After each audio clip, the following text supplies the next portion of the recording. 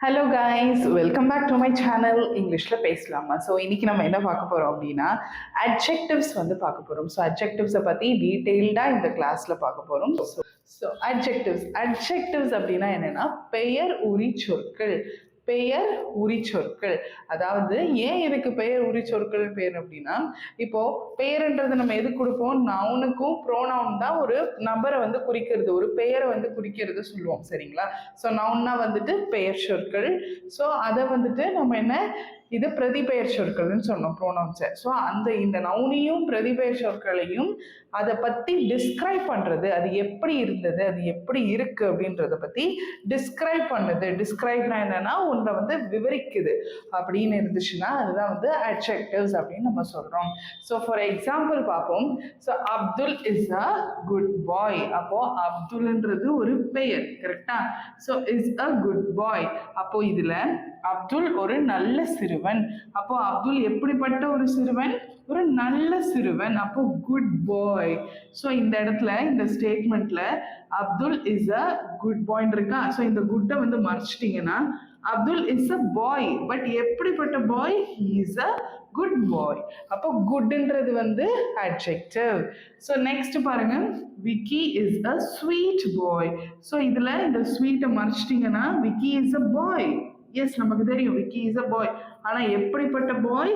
Sweet பாய். அப்போ விக்கி ஒரு இனிமையான சிறுவன். அப்போ நமக்கு அந்த பாயை பத்தி ஏதோ ஒன்று நம்ம டிஸ்கிரைப் பண்ணியிருக்கோம். அவன் எப்படி இருக்கான், என்ன தன்மை இருக்கான் அப்படின்றது டிஸ்கிரைப் பண்ணியிருக்கோம். அதனால இதை நம்ம என்னன்னு சொல்லுவோம்? அட்ஜெக்டிவ்.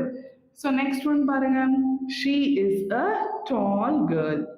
அப்போ அவள் ஒரு டாலான ஒரு உயரமான ஒரு பெண் அப்படின்னு சொல்லும் போது இந்த இடத்துல இந்த டாலை நீங்க மறைச்சு பார்த்தீங்கன்னா இது ஒரு complete statement. She is a girl. But இந்த கேர்ள் எப்படி இருக்காங்க? டாலா இருக்காங்க. அதே மாதிரி Meena is a beautiful girl. அப்போ மீனான்றது ஒரு பொண்ணு, இதை மறைச்சு பார்த்தீங்கன்னா மீனா இஸ் அ கேர்ள். எப்படிப்பட்ட கேர்ள்? Beautiful girl. அவங்க மிக அழகானவங்க அப்படின்னு நம்ம சொல்றோம். Then it is a large garden. So அந்த கார்டன் எப்படி இருக்கா? இந்த தோட்டம் ரொம்ப பெருசா இருக்கா. அப்போ மிகப்பெரிய அப்படின்னு நம்ம சொல்றோம். அப்போ இந்த கார்டனை பத்தி நம்ம டிஸ்கிரைப் பண்றதுனால இது ஒரு அட்ஜெக்டிவ். ஐ ஹோப் இந்த பேசிக்கான எக்ஸாம்பிள்ஸ் வச்சு அட்ஜெக்டிவ்னா என்னன்னு புரிஞ்சிருப்பீங்க. ஸோ நெக்ஸ்ட் நம்ம இதனை பத்தி டீட்டெயில்டா பார்ப்போம். அட்ஜெக்டிவோட டைப்ஸ் என்ன, அதை எப்படி நம்ம யூஸ் பண்றோம் அப்படின்றத டீட்டெயில்டா பார்க்க போறோம். ஸோ கைஸ், இப்போ நம்ம என்ன பார்க்க போறோம்னா நவுனையும் அட்ஜெக்டிவையும் எப்படி நம்ம டிஃப்ரென்ஷியேட் பண்ணிக்கிறது, இது நவுனு, இதுக்கு தான் இப்படி தான் இது அட்ஜெக்டிவாக மாற்றி எழுதணும் அப்படின்றத நம்ம பார்க்க போகிறோம். So noun and adjective. So நவுனில் பார்க்குறப்போ ஆங்கர். ஆங்கர். ஸோ ஆங்கர்னா என்ன? கோபம். ஸோ அந்த ஆங்கரை நீங்கள் எப்படி அட்ஜெக்டிவாக மாற்றலாம்? ஆங்க்ரி. ஆங்க்ரி. ஸோ எப்படி சொல்லலாம்? ஆங்கர்ன்றது கோபம், ஆங்க்ரின்றது கோபமாக. ஸோ அவன் எப்படி இருக்கான்? கோபமாக இருக்கான். அந்த எப்படின்ற கேள்வியை எப்படி அப்படின்னு நம்மளால அந்த ஸ்டேட்மெண்ட்டை நம்மளால சொல்ல முடியுது. அவங்க எப்படி இருக்காங்க, இல்லை அது எப்படி இருக்கு, இல்லை அந்த பொண்ணு எப்படி இருக்கு, இந்த பையன் எப்படி இருக்காங்க அப்படின்னு அவங்கள பத்தின விஷயங்களை டிஸ்கிரைப் பண்ண முடிஞ்சிச்சு. எப்படின்ற கேள்விக்கு அதை ஆன்சர் பண்ணுச்சு அப்படின்னா அதுதான் அட்ஜெக்டிவ். ஸோ அப்போ ஆங்க்ரி, அவங்க எப்படி இருக்காங்க? கோபமாக இருக்காங்க. அப்போ ஆங்க்ரி. அப்போ ஹாப்பினஸ்னா மகிழ்ச்சி, நமக்கு தெரியும். அதை நம்ம எப்படி சொல்லலாம்? அட்ஜெக்டிவ்ல மகிழ்ச்சியாக, ஹாப்பி. ஸோ இதை எப்படி ஸ்டேட்மெண்ட்ல சொல்லலாம்? So he is a happy guy. So எப்போதுமே சந்தோஷமாக இருக்கிறவன் அப்படின்னு நம்ம சொல்றப்போ he is a happy going guy. So அப்போ ஹாப்பி அப்படின்னு நம்ம சொல்லலாம். தென் பியூட்டி. பியூட்டினா நமக்கு தெரியும் அழகு அப்படின்னு. அதே நம்ம அட்ஜெக்டிவ்ல சொல்லும் போது பியூட்டிஃபுல், அழகாக. ஸோ அவள் மிகவும் அழகாக இருக்கிறாள். அப்போ அந்த மாதிரி நம்ம ஒருத்தவங்களை பத்தி டிஸ்கிரைப் பண்றதுக்காக சொல்லும் போது நம்ம பியூட்டிஃபுல் அப்படின்னு சொல்லுவோம். ஸோ பியூட்டின்றது நவுன் வர இடத்துல. ஸோ இதுக்கு எப்படி நம்ம ஸ்டேட்மெண்ட் கொடுக்கலாம்? She is a girl of beauty. She is a girl of beauty. அப்போ இந்த இடத்துல பியூட்டின்றது உங்களுக்கு ஒரு நவுனா வருது. ஸோ இப்போ பியூட்டிஃபுல் எப்படி சொல்லுவோம்? She is a beautiful girl. அப்போ பியூட்டின்றது நவுன்ல வைக்கும் போது இந்த மாதிரி ஸ்டேட்மெண்ட்ல வைக்கலாம். பியூட்டிஃபுல்ன்றது உங்களுக்கு அட்ஜெக்டிவ்ல வரப்போ she is a beautiful girl. She is a beautiful girl. So ஏன் நான் பியூட்டிஃபுல் இங்கே போட்டிருக்கேன் அப்படின்னா, எப்படிப்பட்ட கேர்ள், ஸோ அவங்கள பற்றி அவங்கள எப்படி நம்ம டிஸ்கிரைப் பண்ணுறதுனால, அதாவது நவுனுக்கு முன்னாடி வர்றதுனால நம்ம இதை வந்து நம்ம அட்ஜெக்டிவ் அப்படின்னு நம்ம சொல்கிறோம். ஐ ஹோப் இது ஈஸியாக இருக்குன்னு நினைக்கிறேன். ஸோ நெக்ஸ்ட் பாருங்க, கூட்டம்.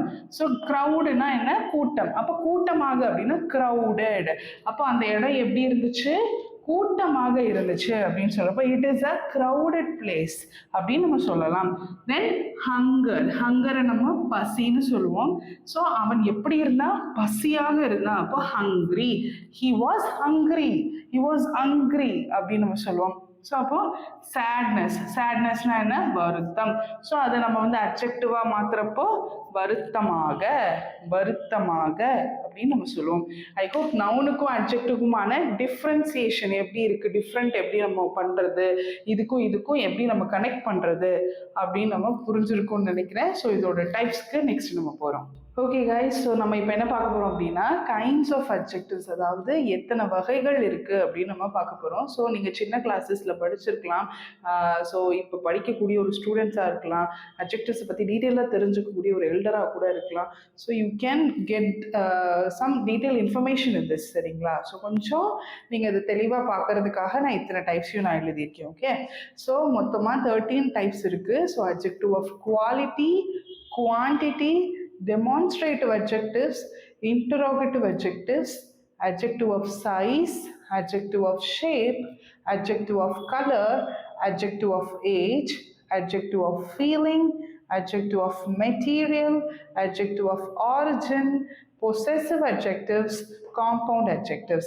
ஸோ இது எல்லாமே வந்து உங்களுக்கே நீங்கள் அதை யூஸ் பண்ணியிருப்பீங்க, பட் இதுக்கு என்ன ஸ்பெசிஃபிக்கான பேர் அப்படின்றது உங்களுக்கு தெரிஞ்சுக்காமல் இருந்திருக்கலாம். ஸோ அதை நீங்கள் இங்கே பார்க்க போகிறீங்க. ஸோ இதனுடைய எக்ஸாம்பிள்ஸ் பார்ப்போம். Adjective of quality, great, clever, nice, super, good, bad, இதெல்லாம் வந்துட்டு அட்ஜெக்டிவ் ஆஃப் குவாலிட்டி அப்படின்னு சொல்லலாம். ஸோ இதுக்கு எப்படி நீங்கள் எக்ஸாம்பிள் கொடுக்கலாம்? He is a great human being. So அவர் ஒரு ஹியூமன் பீயிங். ஆனால் எப்படிப்பட்ட human being? Great human being. அப்போ he is a clever boy, she is a clever girl. அப்போ அவங்க எப்படிப்பட்டவங்க? ரொம்ப திறமையானவங்க, கிளவர் ஆனவங்க அப்படின்னு நம்ம அவங்கள பற்றி நம்ம ஒரு குவாலிட்டியை சொல்கிறோம். ஸோ நெக்ஸ்ட் வந்துட்டு அட்ஜெக்டிவ் ஆஃப் குவான்டிட்டி. குவான்டிட்டினா என்ன? அளவு. இவ்வளோ இருக்கு, கொஞ்சம் இருக்கு, அதிகம் இருக்கு அப்படின்ற அளவுகளை சொல்றது தான் அட்ஜெக்டிவ் ஆஃப் குவான்டிட்டி. ஸோ அதுக்கு என்ன எக்ஸாம்பிள் பாருங்க. மோர், லெஸ், 1, 2, சஃபிஷியன்ட். ஸோ இதை மோர்னா அதிகம், லெஸ்னா கம்மி.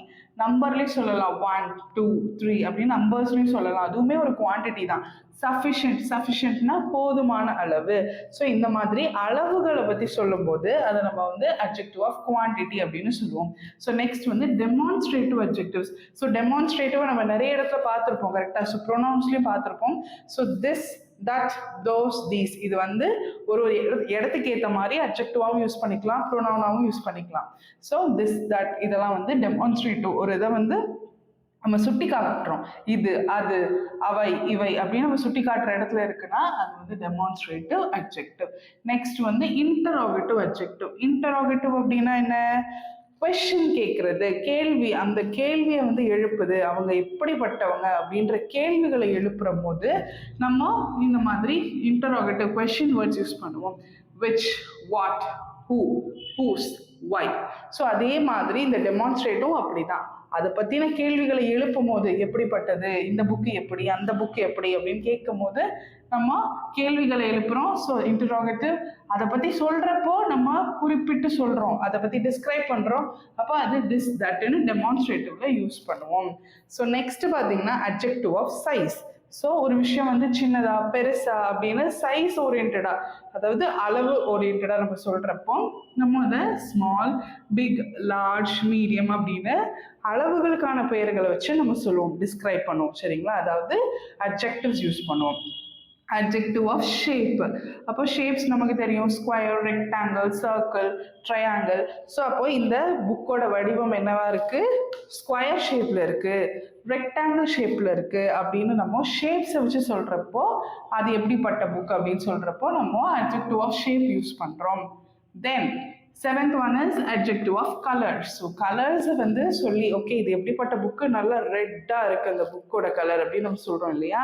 ஸோ அதே மாதிரி இது எப்படிப்பட்ட ஒரு வீடு, இட்ஸ் அ பிளாக் ஹவுஸ்.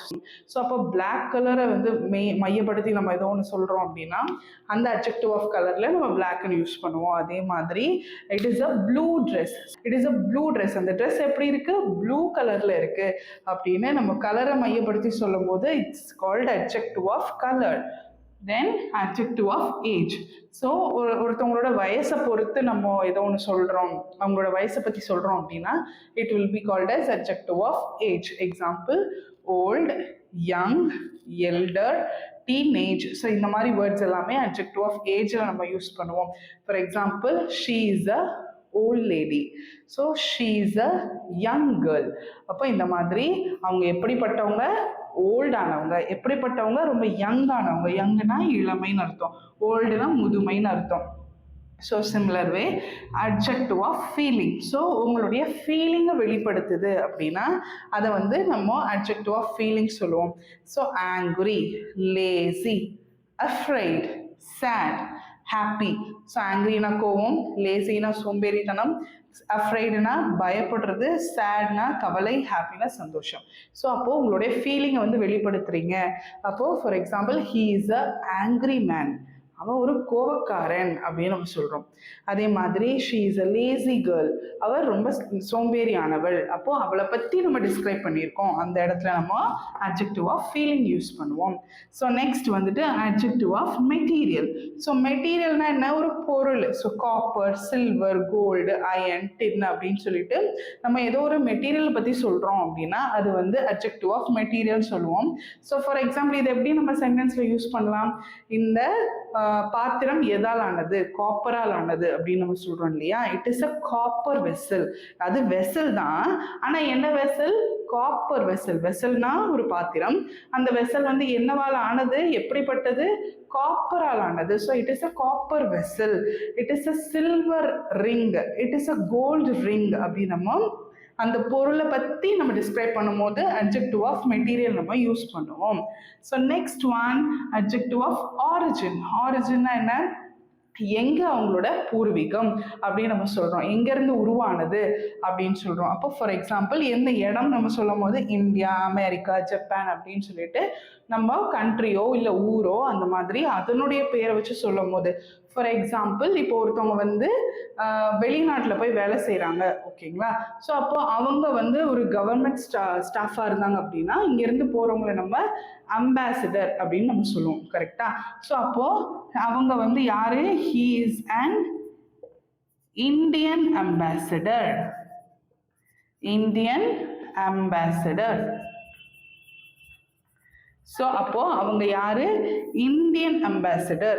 அப்போது அங்கே போய் வெளிநாட்டில் வேலை பார்க்குறவங்க அம்பாசிடர் அப்படின்னா அப்போது இங்கேருந்து போனதுனால, அவங்க இந்தியாவிலேருந்து வந்ததுனால இந்தியன் அம்பாசிடர்.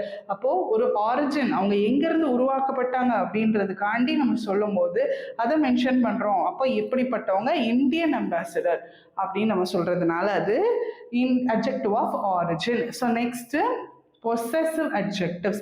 பொசசிவ் அட்ஜெக்டிவ்ஸ்னால் ஒன்றும் இல்லை, ஒருத்தருடைய குவாலிட்டி, அவங்க என்ன குவாலிட்டியை வந்து உள்வாங்கி இருக்கிறாங்க, பொசஷன் ஆஃப் அ குவாலிட்டி, என்ன குவாலிட்டி அவங்க உள்வாங்கி இருக்கிறாங்க, வச்சிருக்காங்களோ அதை நம்ம சொல்கிறது வந்து possessive adjective. So for example his clever idea, his clever idea. அப்போது இந்த கிளவர் ஐடியா, கிளவர்ன்றது அவனுடையது, அப்போது ஹிஸ் கிளவர் ஐடியா. அப்போது இதை வந்து அவன் உள்ளே வச்சிட்டு இருக்கான் அப்படின்னும் போது பொசஷன் ஆஃப் அ குவாலிட்டி, அந்த குவாலிட்டியை வந்து வெளிப்படுத்துது, அதனால பொசசிவ் அட்ஜெக்டிவ்.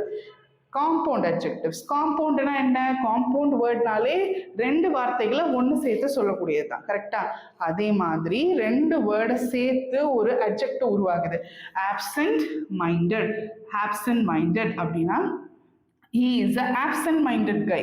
அப்போ எப்போ பாரு அவன் ஜோன் அவுட்லேயே இருக்கிறான், அவனுக்கு எதுவுமே வந்து இப்போ இருக்கிறது வந்து டக்குன்னு அவனுக்கு புரியாது, ஆப்சண்ட்டாகவே இருப்பான் அப்படின்னு நம்ம சொல்லுவோம் இல்லையா. அப்போ he is a absent minded guy. அப்போ இந்த இதை அவன் எப்படிப்பட்ட guy, absent minded guy. So நம்ம ரெண்டு வார்த்தையை சேர்த்து ஒரே மீனிங் கொடுக்குறோம் அப்படின்னா அது compound adjective. I hope this is clear. Kinds of adjectives இவ்வளோ தான். ஸோ இதில் ஏதாவது டவுட்ஸ் இருந்துச்சுன்னா கமெண்ட் பண்ணி வைங்க, கண்டிப்பாக நான் அதுக்கு ரிப்ளை பண்ணுறேன். அண்ட் நெக்ஸ்ட் நம்ம வந்து ஃபார்ம்ஸ் ஆஃப் அட்ஜெக்டிவ்ஸ்க்கு போக போகிறோம்.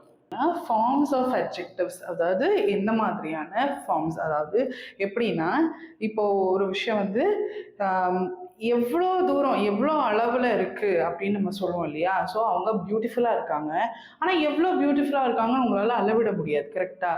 ஸோ அந்த மாதிரி விஷயங்களை வந்து அளவிட்டு சொல்கிறதுக்காக நம்ம ஃபார்ம்ஸ் ஆஃப் அட்ஜெக்டிவ்ஸ்னு ஒரு டாபிக் பார்க்குறோம். ஸோ ஃபார்ம்ஸ் ஆஃப் அட்ஜெக்டிவ்ஸ் அப்படின்னா எந்த அளவில் இருக்குது அப்படின்னு நம்ம சொல்கிறது. ஸோ அப்சல்யூட், அதில் 3 ஃபார்ம்ஸ் இருக்குது. அப்சல்யூட் ஆர் பாசிட்டிவ் ஃபார்ம் அப்படின்னு சொல்லுவோம். இது வந்து இட் இஸ் கால்ட் அஸ் வெறும் அட்ஜெக்டிவ். அட்ஜெக்டிவ்க்கு என்ன வார்த்தை இருக்கோ அதை நீங்கள் அப்படியே போட்டிங்கன்னா அது வந்து அப்சல்யூட் ஆர் பாசிட்டிவ் ஃபார்ம். இதுக்கு எந்த வித கம்பேரிசனும் கிடையாது, இதோட இதை கம்பேர் பண்ணணும் அப்படின்ற எந்த ஒரு கம்பேரிசனும் கிடையாது. அதே மாதிரி செகண்ட் டைப் பார்த்தீங்கன்னா கம்பேரிட்டிவ் ஃபார்ம். கம்பேரிட்டிவ் ஃபார்ம்னா என்னன்னா 2 நவுன்ஸ், அந்த நவுன் வந்து 2 மனிதர்களாக இருக்கலாம், இல்லை வேறு எந்த ஒரு பொருளாக கூட இருக்கலாம், 2 நவுனை வந்து கம்பேர் பண்ண முடிஞ்சிச்சுன்னா அது வந்து கம்பேரிட்டிவ் ஃபார்ம்.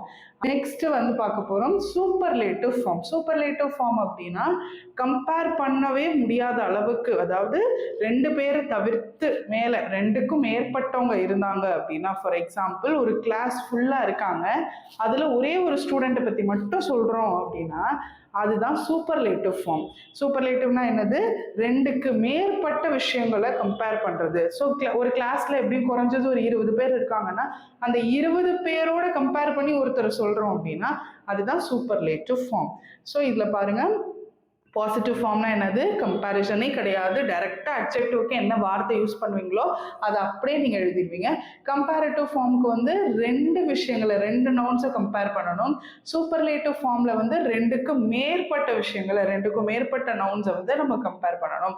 ஸோ இந்த எக்ஸாம்பிளில் பார்க்கலாம் அப்சல்யூட், கம்பேரிட்டிவ், சூப்பர்லேட்டிவ் அப்படின்றது எப்படி டிஃப்ரென்ஷியேட் ஆகுதுன்னு. ஸோ பிக்ன்றது அப்சல்யூட்டான ஆப்டான ஒரு அட்ஜெக்டிவோடைய வேர்டு. ஸோ அதுவே கம்பேரிட்டிவ் பிக்கர், பிக்கர். ஸோ இப்போ இந்த மாதிரி பிக்கர் அப்படின்ற போது எழுதும் போது நம்ம என்ன பண்ணுவோம்னா than அப்படின்ற வார்த்தையை யூஸ் பண்ணுவோம்.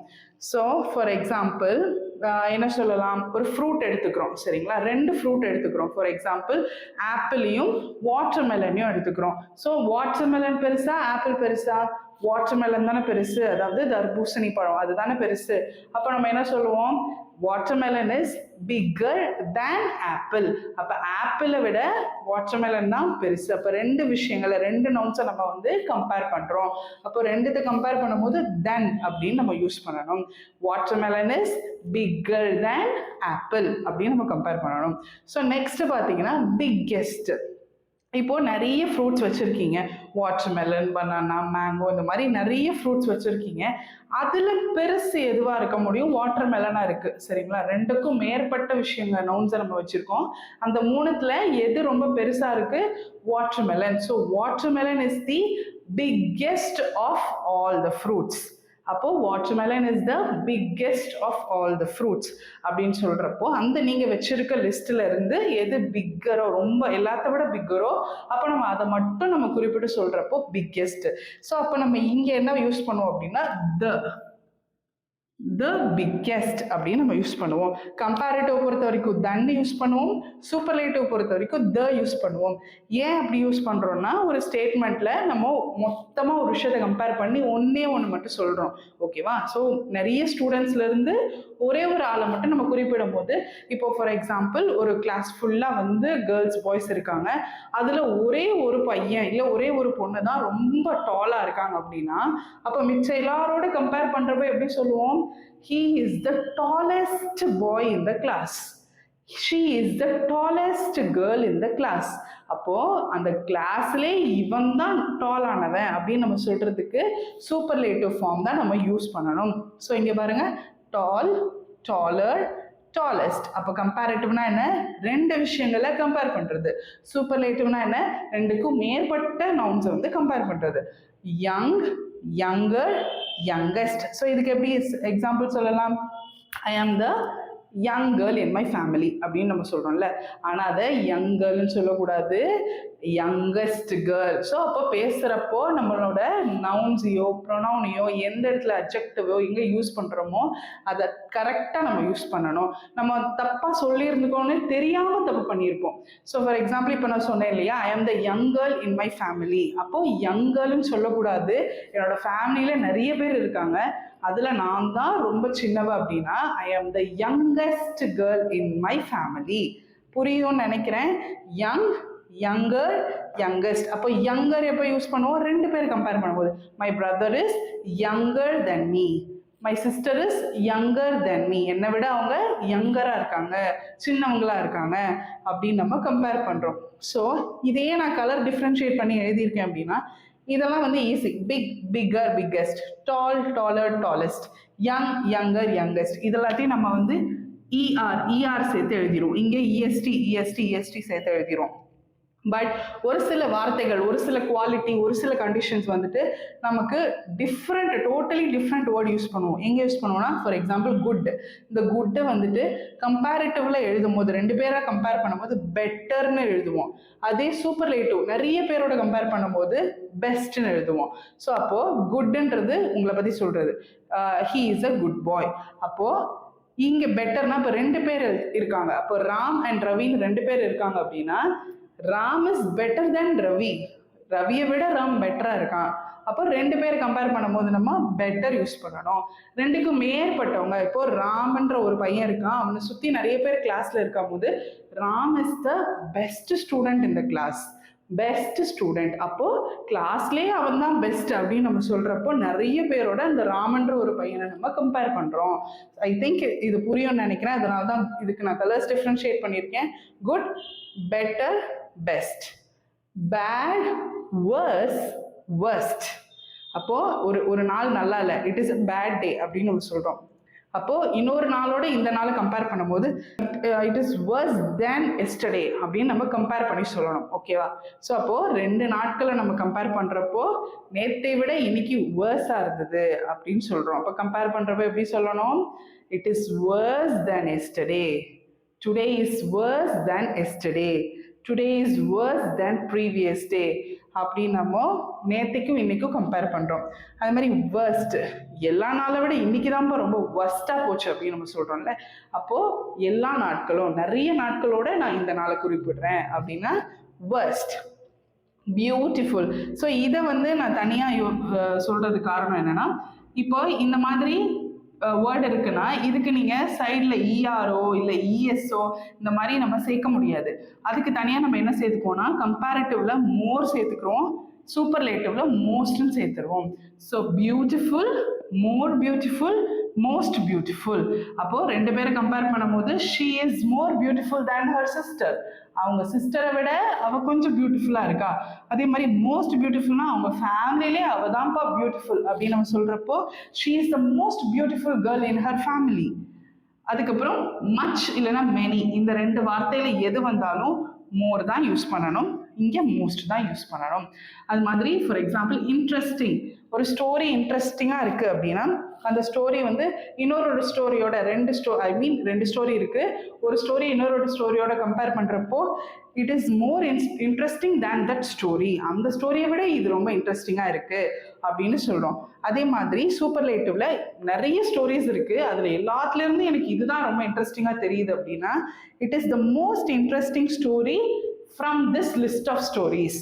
இந்த லிஸ்ட் ஆஃப் ஸ்டோரிஸ்ல இதுதான் ரொம்ப இன்ட்ரெஸ்டிங்காக இருக்கு அப்படின்னு நம்ம ஒரு விஷயத்த மேம்படுத்தி சொல்றோம். அப்படி சொல்றப்போ அந்த விஷயத்துக்கு நம்ம மோஸ்ட் யூஸ் பண்ணுவோம். I hope forms of adjectives கிளியரா இருக்கும்னு நினைக்கிறேன். இதுல ஏதாச்சும் டவுட் இருந்துச்சுன்னா கண்டிப்பா கமெண்ட் பண்ணுங்க, கண்டிப்பா ரிப்ளை பண்றேன். கீப் வாட்சிங், கீப் லேர்னிங். இங்கிலீஷ்ல பேசலாமா? பாய். இங்கிலீஷ்ல பேசலாமா?